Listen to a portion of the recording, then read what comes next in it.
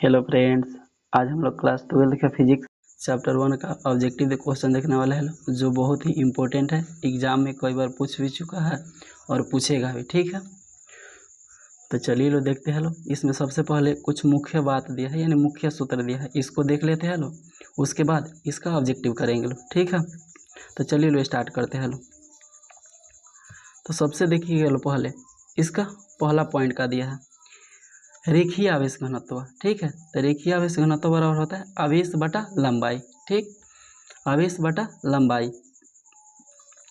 तो अब देखिएगा रेखीय आवेश घनत्व को लेमडा से सूचित करते हैं। लो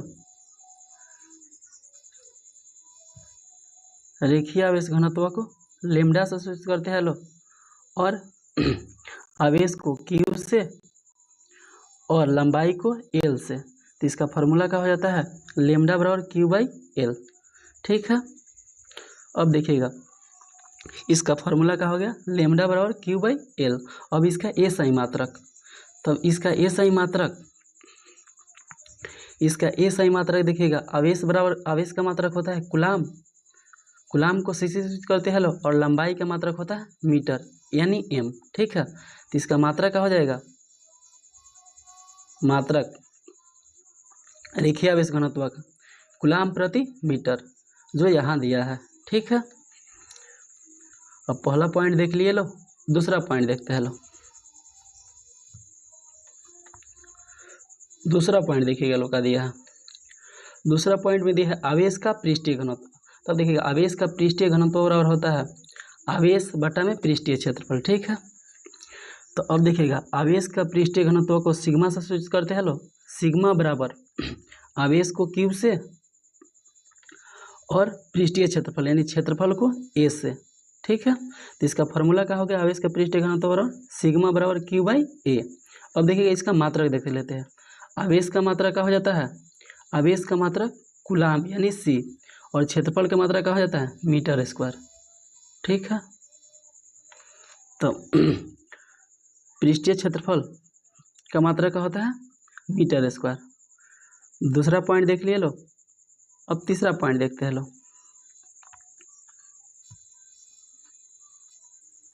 तीसरा पॉइंट दिया है आवेश का आयतन घनत्व। तो आवेश का आयतन घनत्व बराबर होता है आवेश बटा में आयतन। ठीक है, तो देखिए आवेश का आयतन घनत्व, तो आयतन घनत्व को सूचित करते हैं। लो रो से और आवेश को सूचित करते हैं। लो क्यू से। ठीक है, और आयतन को भी से यानी वॉल्यूम। ठीक है, तो रो बराबर का हो जाता है क्यू बटा भी। ठीक, अब इसका देखते हैं। लो मात्रक, तो मात्रक आवेश का मात्रक का सी और वॉल्यूम का मात्रक का मीटर क्यू। ठीक है, वॉल्यूम का मात्रक का होता है मीटर क्यू। ये आवेश का मात्रक है ये वाला। ठीक है, ये आवेश का मात्रक।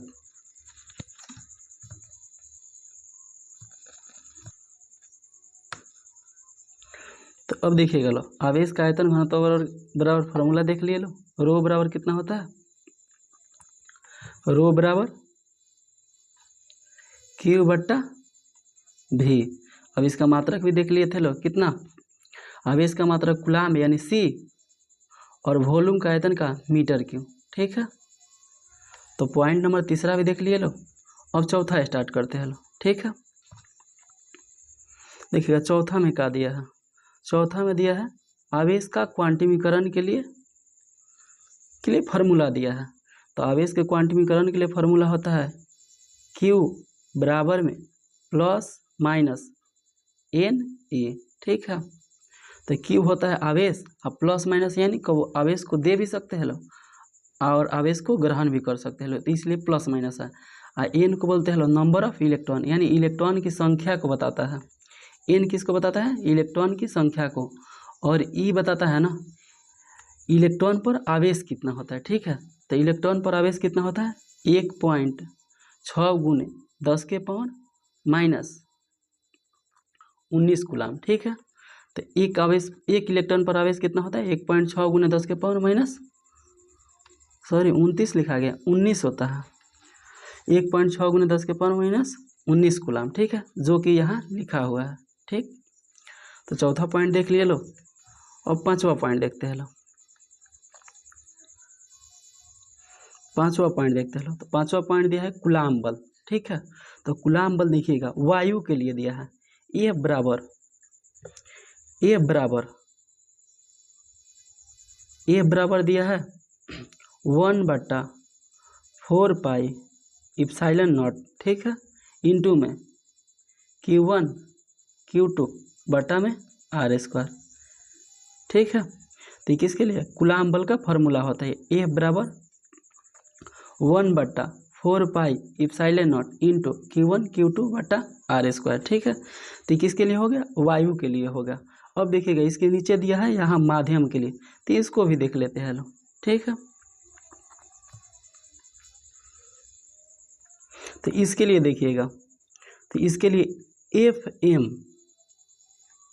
एम बराबर का दिया है 1/4 epsilon naught into epsilon R into में का दिया है Q1 Q2 बटा में R²। ठीक है, तो ये किसके लिए दिया है, माध्यम के लिए, यानी किसी माध्यम के लिए। तो वायु के लिए हो गया, मान ली लोहा में हो गया, चाहे किसी जल में हो गया, तो ये वाला माध्यम के लिए एम दिया है। ठीक है, तो माध्यम के लिए कूलाम बल कितना होता है 1/4 epsilon naught into R into में क्या होता है Q1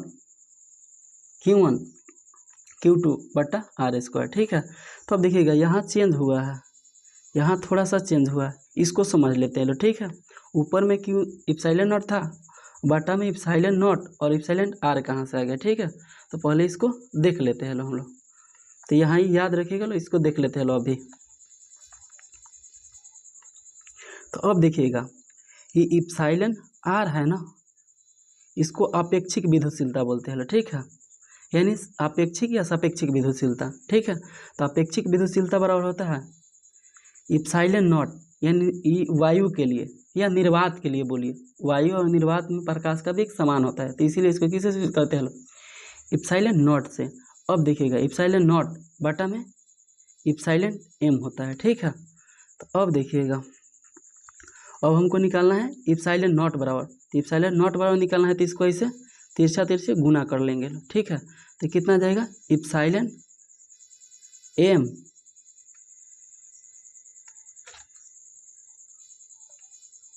इसको देख लेते हैं लोग, इप्सिलॉन आर तो इप्सिलॉन आर बराबर देखिएगा, इप्सिलॉन आर बराबर होता है ना, इप्सिलॉन आर बराबर होता है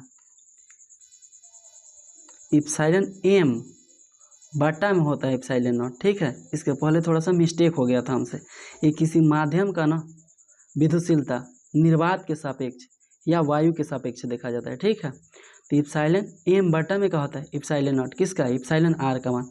अब देखिएगा माध्यम के लिए निकालना है, ये इप्सिलॉन एम का मान निकालना है, तो इसको तिरछी गुना कर लेंगे। ठीक है, तो एम का मान क्या हो जाएगा, इप्सिलॉन एम का मान तिरछी गुना करिए, कितना जाएगा इप्सिलॉन आर इंटू में कितना इप्सिलॉन नॉट बराबर में क्या हो जाएगा इप्सिलॉन एम।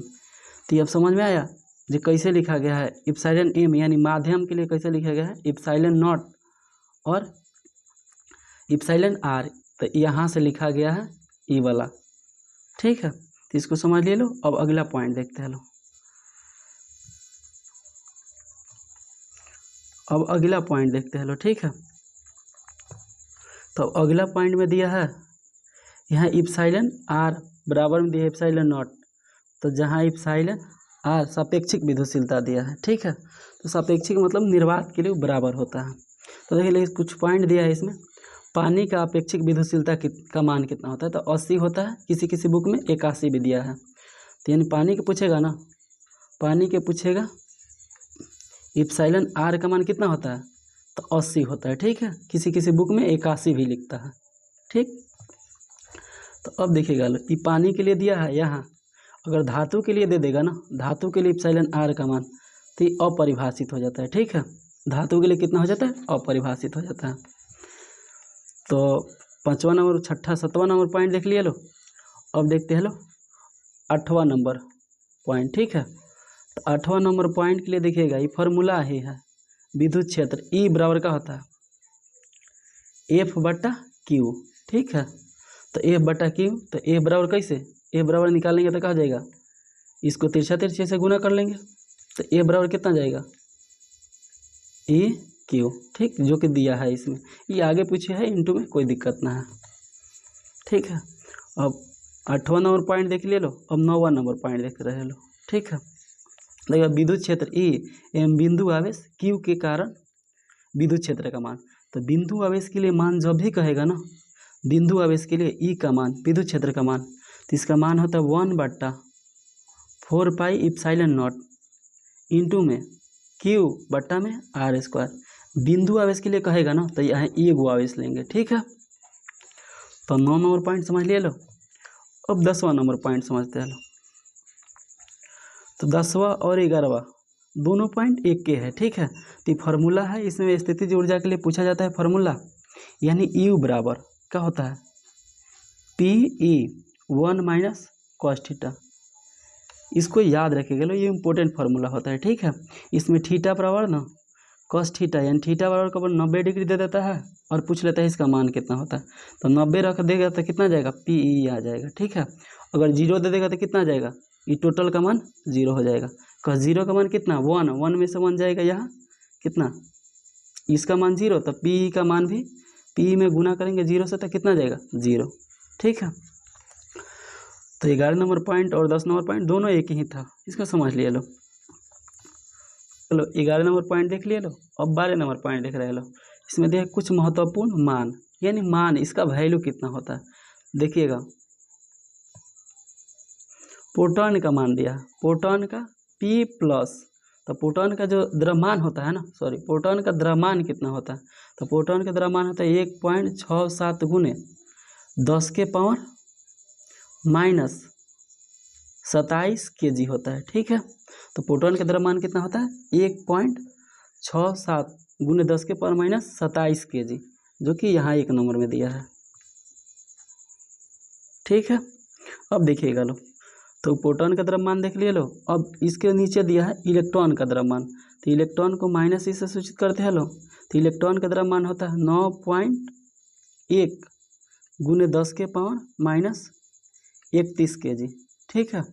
इलेक्ट्रॉन का द्रव्यमान कितना होता है 9.1 गुने 10 के पावर -31 kg, ठीक है। अब देखिएगा ये प्रोटॉन पर आवेश दिया है, प्रोटॉन पर आवेश यानी P प्लस पर आवेश का मान, ऊपर द्रव्यमान था नीचे आवेश था, तो प्लस 1.6 गुने 10 के पावर -19 कूलम, ठीक है। ये प्रोटॉन पर आवेश कितना होगा 1.6 गुने 10 के पावर -19 कूलम, प्लस में यही अगर इलेक्ट्रॉन पर दे दिया माइनस का E, तो इसके लिए होता है -1.6 गुने 10 के पावर -19 कूलम। इलेक्ट्रॉन के लिए यहाँ माइनस में, प्रोटॉन के लिए यहाँ प्लस में, ठीक है। तो इसका ये भी पॉइंट समझ लिए लो। अब देखिएगा इसके नीचे दिया है ये वाला, तो इसका ना 1/4 पाई इप्सिलॉन नॉट का मान पूछा है, ठीक है। तो मान सिद्ध भी किया जाता है, इस ऑब्जेक्टिव में याद रखिएगा कितना होता है 9 गुने 10 के पावर 9 न्यूटन मीटर स्क्वायर प्रति कूलम स्क्वायर, ठीक है। तो पूछेगा 1/4 पाई एप्सिलॉन नॉट का मान कितना होता है 9 गुने 10 के पावर 9 न्यूटन मीटर स्क्वायर प्रति कूलम स्क्वायर, ठीक है। इसमें एक और चीज़ आता है, ये तो दिया है यहाँ नीचे निर्वात की विद्युतशीलता, यानी एप्सिलॉन नॉट का मान कितना होता है, तो एप्सिलॉन नॉट का मान होता है, एप्सिलॉन नॉट का मान कितना होता है 8.85 गुने 10 के पावर -12 कूलम स्क्वायर बट्टा में न्यूटन मीटर स्क्वायर, ठीक है। तो एप्सिलॉन नॉट का मान कितना होता है 8.85 गुने 10 के पावर -12 कूलम स्क्वायर प्रति न्यूटन मीटर स्क्वायर, ठीक है। तो इसका भी देख लिया लो। अब नीचे वाला एक दिया है, किसी वस्तु या पिंड पर न्यूनतम आवेश कितना होता है, तो 1.6 गुने 10 के पावर -19 कूलम, जो कि इलेक्ट्रॉन पर आवेश होता है, ठीक है। तो इसका कुछ महत्वपूर्ण बात देख लिए लो। अब कुछ ऑब्जेक्टिव देख लेते हैं लो, ठीक है। तो देखिएगा लो, पहला अब स्टार्ट करते हैं लो हम लोग ऑब्जेक्टिव। पहला देखिएगा लो ऑब्जेक्टिव इसका,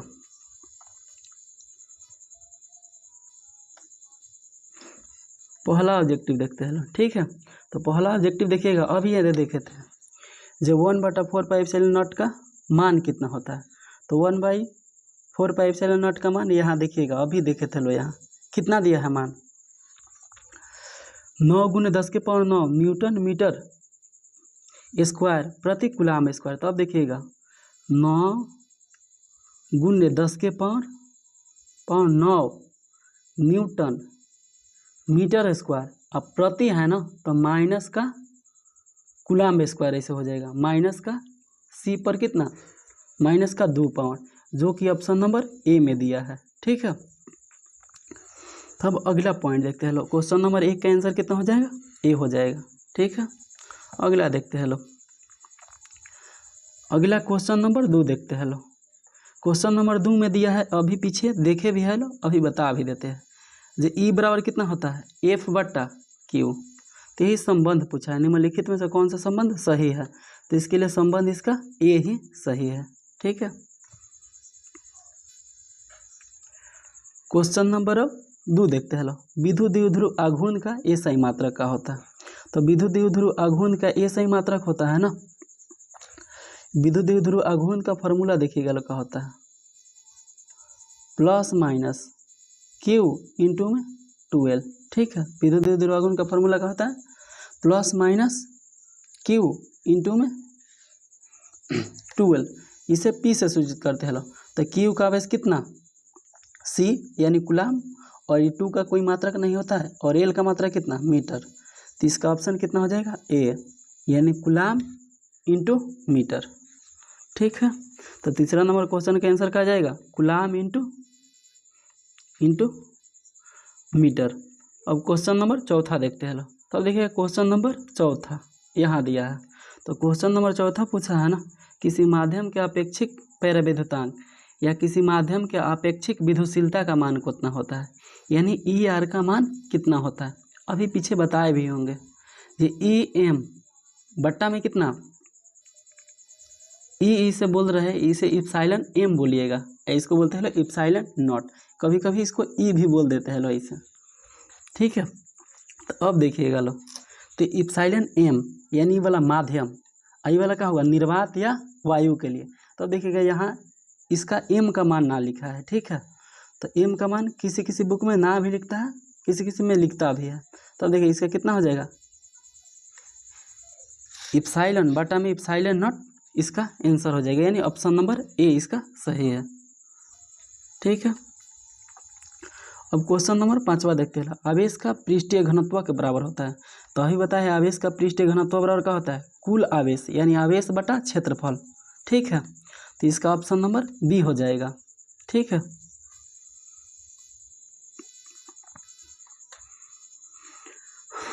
आज क्वेश्चन इतना ही रहने देते हैं लो, ठीक है। इसके अगले क्लास में हम लोग इसके आगे ऑब्जेक्टिव क्वेश्चन करेंगे लो। यह वीडियो ज़्यादा लंबा हो जाएगा, जिससे अपलोड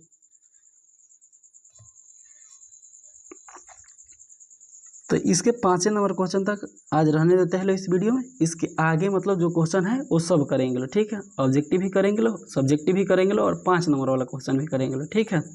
आज जो इम्पोर्टेंट पॉइंट होगा वो भी करेंगे लो, ठीक। तो इतना ही रहने देते हैं लो वीडियो, नहीं तो ज़्यादा लॉन्ग हो जाएगा तो थोड़ा दिक्कत होगा अपलोड करने में, ठीक है। अगर अच्छा लगा होगा तो लाइक और सब्सक्राइब कमेंट जरूर कीजिएगा लो, और अपने दोस्तों के पास शेयर भी कीजिएगा लो, ठीक है। ऐसा वीडियो हर सब्जेक्ट के लिए आता रहेगा, फिजिक्स का भी आएगा, केमिस्ट्री का भी आएगा, और मैथ का भी आएगा, और हिंदी इंग्लिश का भी प्रयास करेंगे डाल दे ऑब्जेक्टिव क्वेश्चन, ठीक है।